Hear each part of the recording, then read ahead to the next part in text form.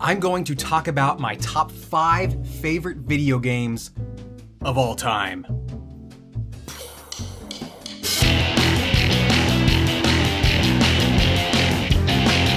After 19 videos counting down my top 100 favorite video games of all time, of this moment of all time anyway, tastes can change. After all those videos, we're finally at my top 5 favorite video games. I'm excited. Are you excited? Well, if we're both excited, then let's jump right into the list. Hey, I like the look of this number 5. Why don't you tell us a little bit more about it? Horizon Zero Dawn was developed by Guerrilla Games and was released in February 2017. I wanted to play Horizon Zero Dawn when it was first released. I really did, but I just couldn't do it. See, there's no colon in that title. That's weird, right? It just feels like there should be a colon there. I don't trust games that remove my colon. No, the real bias for my hesitation was my false understanding that the game was heavy on stealth. I'm not a fan of stealth games. I don't comprehend fun in a game forcing the player to set up an elaborate Rube Goldberg-esque series of events in order to take down an enemy without being seen, only to inevitably screw up the entire plan because you've accidentally wandered 1 pixel into the enemy's vision cone. This sort of thing happens to me all the time. Now, it's probably my fault. I slept through most of ninja school, so I am bad at stealth, but no matter where the fault lies, suffering through the fault is not fun. So imagine my elation when I finally played the game and realized that all my fears were for naught. The game does have stealth elements, sure, but this game makes stealth fun. How? In one word, the stealth is forgiving. You're not screwed when you screw up. Should you collide with the enemy's vision cone, that's fine. Retreat and try again. Maybe this time mark their paths using the game's path marking ability. It's probably not called path marking, but that's what it does. Enemies have established territories, meaning there's almost always an opportunity to run away until the enemy loses interest. Now, some players may say this ability to capitalize on an enemy's predictable loss of interest takes away from the immersion, but I say this is a necessary part of the game. It keeps the game fun. Players don't want realistic enemy artificial intelligence, they want dumb enemy artificial intelligence. And that's what we have here. You can read more about this idea of dumb artificial intelligence in my essay, Being a Ninja is Easy in a World Full of Idiots. Available now for 99 cents at Amazon. Link below. But that's not the only way Horizon Zero Dawn makes stealth fun. The game also marks safe zones using tall red grass. Picking out these tufts of grass becomes a really fun strategic first step to ambushing the enemy. Just map your path from red grass to red grass. You can practically squint your eyes and let the colors blur to see the best path forward. And though the grass is red, it's not distracting. The entire world is exceptionally colorful, so these red bursts of grass integrate into the environment. Actually, even the mechanical dinosaurs really don't stick out that much after the first shocking introduction to them. That's the work of some skilled artists and world builders at Guerrilla Games. Because this game isn't obtrusively hard on the player in terms of stealth, it may not be a good game for those who love the rigors of most stealth mechanics, but I'm confident there's still plenty, even for you sadists, to love. The combat is exceptional, offering plenty of cinematic parry and attack options, letting players choose between straightforward melee combat or a more strategic slow-motion attack, both options being strong options in most cases. The player isn't compromising a successful fight by choosing a wrong approach. Even just brute forcing through a battle works most of the time, though perhaps less elegantly and therefore maybe a little less satisfyingly. This game truly lets the player act as the player wants. Something else that must be said, Aloy, the female protagonist and playable character, is never sexualized. We get a few comments about her being pretty, but thankfully, nothing too gross. I'm happy that games are allowed to move beyond the early days of Lara Croft. Number 4! NieR Automata, or NieR Automata, I'll probably say both because they're both super fun to say, was developed by Platinum Games and was released in February 2017. The same month as Horizon Zero Dawn, which is maybe one of the reasons it didn't sell that well initially, and it does have a colon, as one would expect, so I agree with you. It should have sold much better than it did. If you've heard anything about NieR Automata, it's likely 3 things. 1, that the game has 26 endings, each represented by a letter from the English alphabet. 2, that to truly beat the game, you must complete endings A through E. And 3, that the game mixes genres like a state fair chef mixes already deep-fried food with more deep-fried food. That meaning impressively, but unnecessarily. Let's first start with the 26 endings. This number isn't as intimidating as it sounds. Most of the endings don't require a full playthrough to experience, and some of them can even be found accidentally. Once I simply went the wrong direction, only to be greeted by some short story closing text about how I was giving up. Roll credits. It was quite funny. In fact, one ending can be found simply by removing a specific item from your character's inventory. Let's say you need more room in your inventory, so you decide to remove the massive OS chip. Well, because your Android character needs the OS chip to function, though the game doesn't overtly tell you this ever, removing the chip causes your character to die. Roll credits. Back to the start menu. I always welcome this level of fourth wall breaking. You can head back to my videos mentioning the Beginner's Guide, number 14 on this list, and the Stanley Parable, number 30 on this list, for more fourth wall talk. To me, when a creator can stretch the conventions of a genre with such humor and wit, I'm often impressed more than I would be when judging the more traditional elements of a video game like the game's mechanics and gameplay. Maybe I'm a sucker for style over substance, and though I wouldn't prioritize style over substance in most cases, here the style informs the substance, so it works.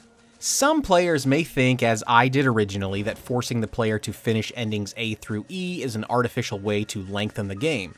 But what the unacclimated player doesn't discover until the second playthrough has started is that those subsequent endings B through E aren't simple replays of the same game. The game is very much a different experience with different characters, different levels, different set pieces, and a different point of view. The playthroughs are essentially just chapters in a fuller narrative, and the credits after each playthrough are simply another way to punch through that fourth wall. Think of the player as the Android proxy itself, being reset after each playthrough like a machine but with firmware intact. The experience of your character may have ended, but the memories of that character, including the experience points, weapons, and items, essentially get uploaded to your story B, C, D, and E characters.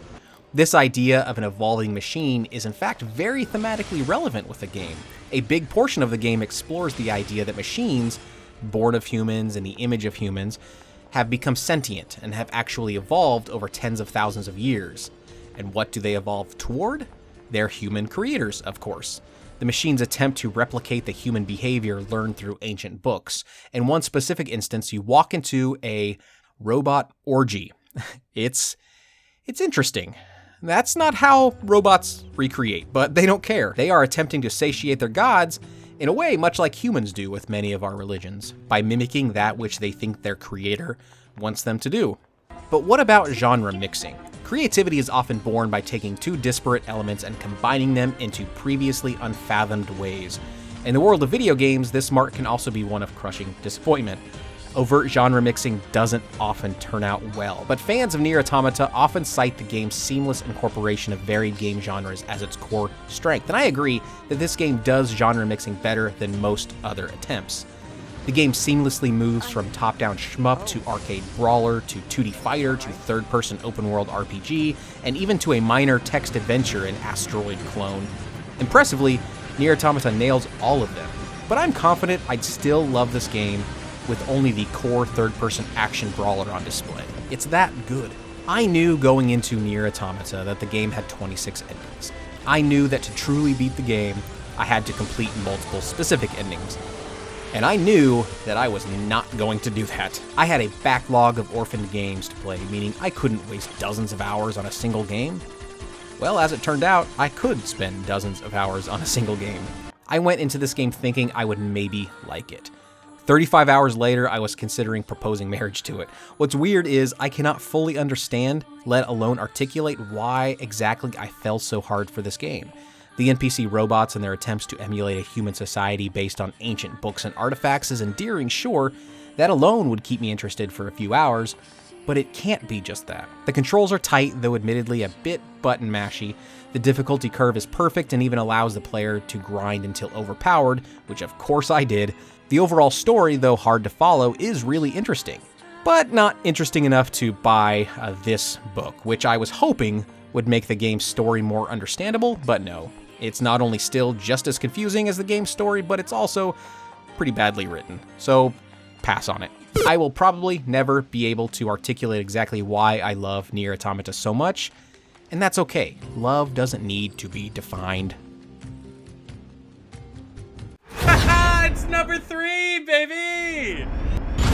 The Legend of Zelda Breath of the Wild was developed by Nintendo and released in March 2017, just 1 month after NieR Automata. Damn, NieR Automata really did get smothered upon release, huh? I had not played a Zelda game since The Wind Waker in 2002, though I think I remember playing 2006's Twilight Princess, maybe, but I could just be suffering a fever dream mashup between that game and Okami. They both have cel-shaded style wolf characters who follow scent trails, so they're pretty much the same game, right? Breath of the Wild had to earn my favor. I'm not a Zelda fanboy. I'm not a Nintendo fanboy. I just felt something special about this game. I'm sure the build-up upon release infected me in ways I cannot consciously understand. I don't remember overtly buying into the hype, but I'm sure I did. I say all of this to relay just what Breath of the Wild was up against when I purchased it along with a Nintendo Switch on the first day of release. This game had about $360 worth of fun to pay back. And you know, I got exactly what I wanted. Another Fallout 4 game. I mean, think about it. Breath of the Wild is an open-world RPG with pretty annoying crafting mechanics where the protagonist wakes up from a decades-long cryosleep to exit a vault into blinding sunlight with a single goal that is quickly abandoned in favor of tedious exploration guided by an all-knowing piece of handheld computer technology. And screws are weirdly important. The games are frighteningly alike in many ways, so if you like one, you may like the other. But of course I say this half-jokingly, Breath of the Wild offers a unique experience. The game is masterfully created. Its world design is impeccable. No matter where you are in the world, you can look to the horizon to see something interesting, to see something worth journeying toward. And en route to that thing, you'll notice several other things worth investigating. The game simply refuses to be boring. It's the absolute best possible implementation of an open-world design ever. Breath of the Wild also opened my eyes to how immersion-breaking artificial barriers in a game can be. Breath of the Wild removes artificial barriers that would otherwise pull the player out of the game. Everything you see can be reached. Everything you can reach can be climbed. Where most other games simply don't allow the player character to climb walls or navigate up hills beyond a certain degree pitch, Breath of the Wild invites such maneuverability. Additionally, where other games might artificially gate the player's progress with invisible walls along the play space's perimeter, Breath of the Wild allows players to go anywhere. The gates here are gameplay gates. If you venture into an unmapped area to be met by a monster that can one-shot kill you, that's the game's gate. It's organic. If you're good enough, you can get past the gate, but most players will decide to turn around and venture forth elsewhere. Thanks to Breath of the Wild, I actively criticize any game with artificial gates. Breath of the Wild has taught players, and therefore should teach other game developers, that artificial progress gates are immersion breaking. Now, of course, not every game strives for total immersion the way Breath of the Wild does, and that's okay. Breath of the Wild should have been spelled with a D, because of how big and explorable this game is. Sorry, I couldn't find a better place in this video to put that pun. I sort of broke this video's immersion a bit with that, didn't I? I have so much to learn from you, Breath of the Wild. Number 2. Red Dead Redemption 2 was developed by Rockstar Games and released in October 2018. In some ways, what I love about Red Dead Redemption is what I love about the previous entry, Breath of the Wild, specifically the elimination of artificial gates. For example, early in the game, the player is forced to trog through deep snow. This game opener sets a tone that puts off a lot of players. It forces the player to move slowly. It forces the player to take in the game's story. Some players hated the crawl. I, perhaps because of how Breath of the Wild made me appreciate organic gates, loved this slow intro scene. Sure, the player could deviate from the intended path here to embrace the true organic open-world nature of the game, but because the deep snow makes moving long distances quickly a chore, most players wouldn't subject themselves to that. Most players are going to trog through the snow like the game wants them to. But the game also knows when breaking immersion is warranted. Here again, I will compare to Breath of the Wild. In the Zelda game, weapons will break after enough use. Sure, this is closer to reality than a world full of unbreakable weapons, and sure, having a weapon break may support immersion. Though when I turn off the game because I'm so frustrated, I'd argue that breaks the immersion more than the weapon system supports it. But I digress. Red Dead Redemption 2 not only forgoes weapon degradation entirely, but it also doesn't hesitate to halt missions entirely when necessary. Often during the game when a mission starts to go wrong, for example when you navigate too far away from your companion, the game will flash a mission failed screen. Is this immersion breaking? Definitely. But from a quality of life standpoint, I appreciate a game that's telling me when the current mission is basically impossible. This is much better than the alternative, which is playing out the entire futile mission for another 10 minutes, only to have to try again.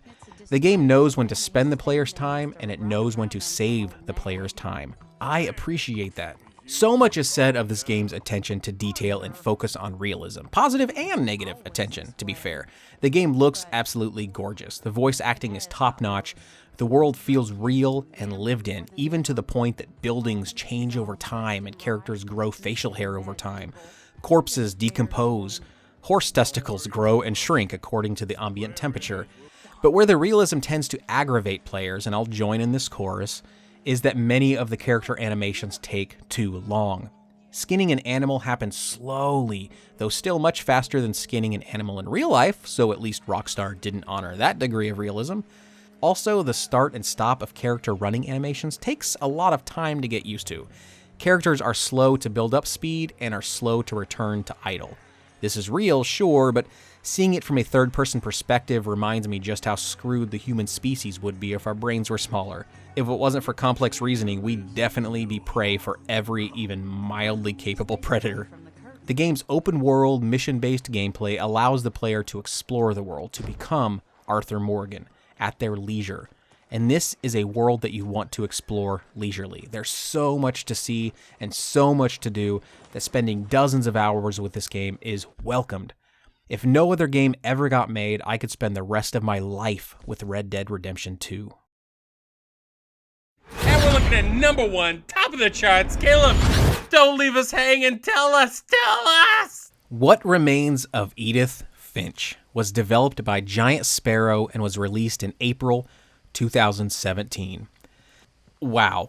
What can I say about What Remains of Edith Finch? Well, a lot, actually. So much so that I'm currently writing a book about it. That's right. Subscribe to this channel and follow me on Twitter to keep up on my progress. What Remains of Edith Finch follows the impact of a family curse that has caused every member but one of the Finch family to die. You play as Edith Finch, the family's lone surviving member, as you return to your childhood home to learn more about the curse and perhaps to escape it. What Remains of Edith Finch is a walking simulator that delivers its story with variety and creativity without ever buckling under the weight of its own heavy message. The first and most consistently impactful visual you experience in the game is the Finch house itself. The Finch house's exterior is seemingly impossibly constructed, perceived even in silhouette. It simply looks awkward to stay upright. The family matriarch, Edie Finch, believes in the curse so fully that she doesn't allow bedrooms to be reused. Instead, after each death, the room is boarded up and new rooms are added to the house. Every birth and every marriage sprouts new rickety staircases leading to narrow antechambers that bloom into unstable bedrooms. The house itself is like a tree with as many nodes as there are doomed Finch souls. The architectural stories that make up this house seem to defy stability in the same way the literary stories of the family curse do. It's a lovely play on words. The player is never really certain if the curse is actually real or if the progenitors of the curse are simply insane.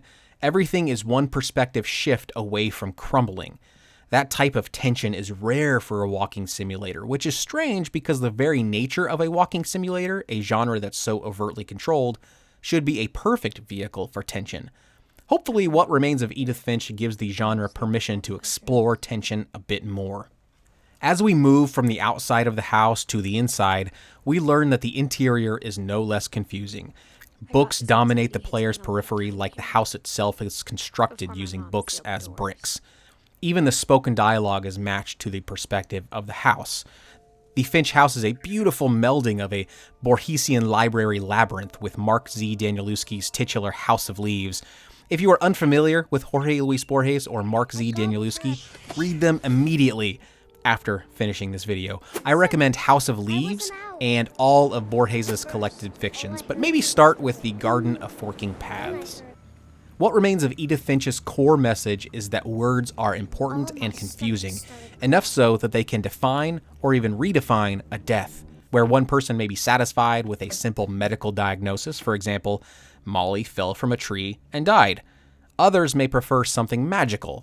For example, Molly possessed a giant sea monster and led it to her bedroom, where the monster ate her. The former is sterile and believable. The latter, though more mysterious and perhaps more gruesome, does offer at least a way for the family to control the chaos, to own it, and in that way be brought together by the tragedy. It's here that the game reveals its heart. While playing What Remains of Edith Finch, the player is constantly asked to choose between those two narratives, the plausible versus the magical. Ultimately, you as the player get to decide what you believe, in much the same way Edith and the rest of the Finches have to navigate the possibility of a curse versus the probability of no curse. This open-ended approach that puts the burden of interpretation on the player would be awful if the game weren't executed so well. Oh, but it is executed so well. Each family member's death is explored in incredibly imaginative ways. For example, Barbara Finch is a washed-up childhood horror movie actress who was killed during a home invasion. Her story is explored by way of an interactive Tales from the Crypt-style comic book. Louis Finch died in a fish cannery. The plausible version is he got distracted and fell into a fish grinder. The magical version is his imagination created such a powerful proxy that the real life, and the real danger associated with it, couldn't compare to the glamour of his fiction, so he committed suicide. His death then becomes almost noble, as the avatar he feels comfortable with outlives the real Louis that he simply endured up until that moment of his death. Is What Remains of Edith Finch the best walking simulator ever made? Yes, absolutely, I say, 100%. What Remains of Edith Finch shows us that our own creativity, our own ability to imagine death is what makes us susceptible to it, and that we can either choose to abide by the imagined deaths of others, or we can imagine one for ourselves. As I mentioned with my overview of Davey Wreden's The Beginner's Guide, I love a game that asks interesting questions. With What Remains of Edith Finch, I'm left pondering the power of storytelling. I'm asking questions about the obligation one should have when having children amid the possibility of a hereditary disease. I'm wondering how important social engagement is to escaping mythical worldviews. There's just so much to love about this game. If you have a few hours, you owe it to yourself, to your future self, to play What Remains of Edith Finch.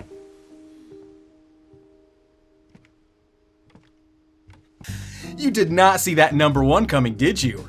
But I planted it all along. You wouldn't know it unless you had the physical edition of the game, and also if you were nerdy enough to actually look at the reversible cover art. But no one is. So there it is, my top 5 favorite video games of all time. But that's not really the end of our journey. No. See, I've taken so long to create the 20 videos in this series that I've rolled credits on a lot of additional games since starting the series. And many of those games have effectively replaced games in this video series. For a comprehensive list of all of the games I've completed, see the link in the description below. This will take you to a page on my website that lists all of the games. And what's great about that is that list is updated in real time as I finish and rank the games. So if you're watching this video years after its initial release, you'll still be able to see the current to your time list of my favorite video games ever. It's like we're best friends. Thank you for watching, and thanks for the last time to Miles with the Flock of Nerds podcast for contributing his velvety vocals to the countdown. Be sure to subscribe to this channel and click the bell notification to be the first to watch new videos on this channel as they are uploaded. Thank you so much for being with me on this journey.